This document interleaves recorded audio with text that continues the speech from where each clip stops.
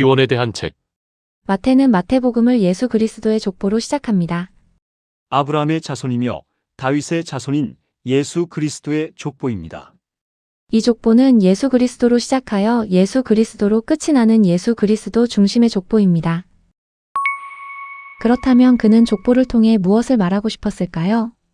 족보는 동서양을 막론하고 민족의 정체성과 집안의 뿌리에 대한 자부심을 상징합니다. 족보로 이야기를 시작한다는 것은 독자의 시선을 단번에 끌어당기는 서막의 나팔 소리와도 같습니다. 유대인들 역시 족보를 매우 중시했습니다. 가죽 두루마리에 기록된 족보를 탄생의 책이라 부르며 특히 오랜 기간 나라를 잃은 상황에서는 민족 정체성을 지키는 중요한 수단으로 삼았습니다. 그러나 마태가 살던 시대의 아브라함과 다윗의 계보를 모두 포함한 족보를 가진 사람은 극히 드물었을 것입니다. 그런데 마태는 복음서의 서문을 바로 이 족보로 구성합니다. 이는 유대인 독자들을 향한 존중의 표현이자 그들의 정체성의 중심이 결국 예수 그리스도임을 드러내기 위한 의도적 선택입니다. 또한 마태가 제시하는 족보는 예수 그리스도로 시작하여 그리스도 예수로 끝나는 수미상관 구조입니다. 이 책은 유대인이 믿음의 조상으로 여기는 아브라함도 메시아의 모델로 여겨지는 다윗 왕도 아닌 예수 그리스도가 중심이란 말입니다. 유대인의 진정한 정체성과 자부심은 예수 그리스도 안에 있다는 것입니다. 비블로스 게네시스는 72역에서 창세기 2장 4절과 5장 1절에 사용되는 표현으로 창세기로 번역될 수 있습니다. 즉, 마태복음은 예수 그리스도의 창세기입니다. 창세기가 천지의 시작을 말했다면 마태복음은 그리스도의 시작을 소개하고 있습니다. 예수 그리스도의 탄생으로 구원의 역사를 여는 새 시대, 게네시스가 시작되었고 예수님이 다시 오실 때 구원의 역사를 완성하는 새 시대, 게네시스가 시작될 것입니다. 예수는 다윗의 자손으로 소개됩니다. 다윗의 자손은 유대인들이 가장 많이 사용하는 메시아 칭호입니다. 하나님은 다윗의 아들에게 영원한 왕위를 주겠다고 약속하셨습니다. 예수님이 다윗의 자손으로 오신 것은 구약의 약속에 따라오셨다는 말입니다. 동시에 예수는 아브라함의 자손입니다. 아브라함은 이스라엘의 출발점이며 아브라함을 통해 모든 민족이 복을 받을 것입니다. 예수님은 모든 민족을 구원하시는 하나님의 계획을 성취하러 오신 분입니다. 성전도 없고 예루살렘이 파괴된 상황에서 정신적인 공황 상태에 있던 유대인들에게 유대인의 왕으로 오신 예수를 참 메시아로 제시하고 있습니다. 아브라함이 이삭을 낳기 전에도 많은 사람이 아들을 낳고 또 낳았습니다. 그런데 마태는 이들을 기록하지 않습니다. 의미를 두지 않기 때문입니다. 아브라함부터 기록하는 이유는 아마도 하나님께서 아브라함에게 주신 약속 때문일 것입니다. 이는 분명합니다. 이후에는 아들이 아니라 씨에 의해 믿음의 계보가 이어집니다. 믿음스럽지 못한 많은 사람들, 특히 왕들이 등장하고 유대인 입장에서는 정상이라 할 수 없는 결혼을 한 여자들만 등장하며 바벨론 포로가 2번 반복되는 등 족보에 올릴 수 없는 여자들의 이름과 부끄러운 사건들이 예수님의 족보에 기록되어 있습니다. 마태복음은 친유대적인 책이지만 은근히 그들의 유대적 자부심의 껍질을 깨고 나올 것을 요구합니다. 가장 친유대적이면서 가장 반유대적인 책입니다. 예수님의 계보에서 그의 형제들이 이에 나옵니다. 1장 2절 유다와 그의 형제들을 낳고 1장 11절 여고냐와 그의 형제들을 낳으니라. 유다와 여고냐는 당시 유대인들에게 공경에 처한 형제들을 구하려고 희생한 인물로 알려져 있었습니다. 형제를 위해 희생하실 예수님을 예표하고 있습니다. 마태는 족보에서 14를 3번 반복하며 중요시 여깁니다. 왕국의 시작부터 왕국의 존재 기간까지 3 혹은 6명의 왕을 빼서 14대로 맞추고 있습니다.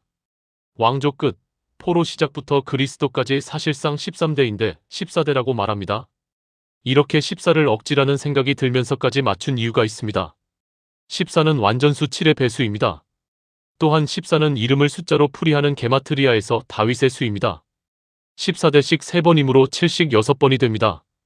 날짜로 따지면 6일까지의 창조 후 7일째 안식일이 되니까 예수님의 등장 이후는 완전과 성취를 상징하며 안식을 준다는 의미가 될 수 있습니다. 14대씩 3번은 42대입니다.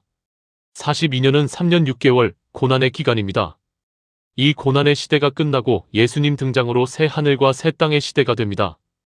야곱은 마리아의 남편 요셉을 낳았고 마리아에게서 그리스도라 하는 예수께서 태어나셨습니다. 낳았다라는 표현이 태어나셨다로 바뀝니다. 조상들은 능동적으로 낳았는데 예수님은 수동적으로 요셉의 힘이 아닌 누군가의 힘으로 나셨습니다. 예수님을 새 시대와 함께 보내신 것입니다. 하나님이 보내셨고 예수님이 가져오신 새 시대에는 어떤 기대가 있을까요? ABA 구조를 좋아하는 성경을 생각하면 A 낳았다 B 나셨다를 기록한 마태는 독자에게 이제 당신이 낳을 차례입니다. A-를 요구하는 것 같습니다. 예수님의 제자들이 낳아야 할 것들이 진행되길 원하시는 것 같습니다. 그러면 나는 무엇을 낳을까? 개인적으로는 진리가 살아내어진 삶을 낳아야 할 것이고, 공동체에서는 누군가가 선한 것을 낳는데 도움이 되는 어떤 것을 낳아야 할 것입니다. 하나님 주신 달란트로 새 영역을 개척하든지, 하나님의 창조성으로 유익한 것을 생산해야 할 것입니다.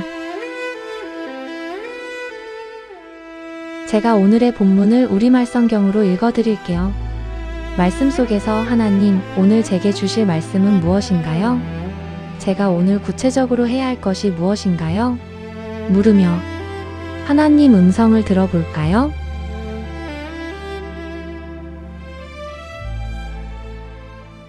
아브라함의 자손이며 다윗의 자손인 예수 그리스도의 족보입니다.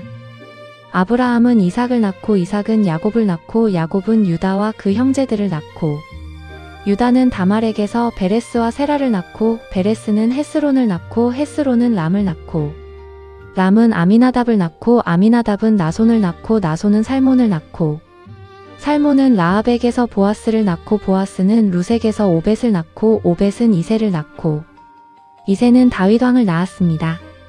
다윗은 원래 우리아의 아내였던 여인에게서 솔로몬을 낳고 솔로몬은 르호보암을 낳고 르호보암은 아비야를 낳고 아비야는 아사를 낳고 아사는 여호사밧을 낳고 여호사밧은 요람을 낳고 요람은 우시야를 낳고 우시야는 요담을 낳고 요담은 아하스를 낳고 아하스는 히스기야를 낳고 히스기야는 므낫세를 낳고 므낫세는 아몬을 낳고 아몬은 요시야를 낳고 요시야는 바벨론으로 잡혀갈 무렵에 여고냐와 그 형제들을 낳았습니다. 바벨론으로 잡혀간 후로 여고냐는 스알디엘을 낳고 스알디엘은 수룹바벨을 낳고 수룹바벨은 아비웃을 낳고 아비웃은 엘리야김을 낳고 엘리야김은 아소르를 낳고 아소르는 사독을 낳고 사독은 아킴을 낳고 아킴은 엘리웃을 낳고 엘리웃은 엘르아살을 낳고 엘르아살은 mat단을 낳고 mat단은 야곱을 낳고 야곱은 마리아의 남편 요셉을 낳았고 마리아에게서 그리스도라 하는 예수께서 태어나셨습니다. 그러므로 아브라함부터 다윗까지가 모두 14대여 다윗부터 바벨론으로 잡혀갈 때까지가 모두 14대여 바벨론으로 잡혀간 때부터 그리스도께서 태어나신 때까지가 모두 14대입니다.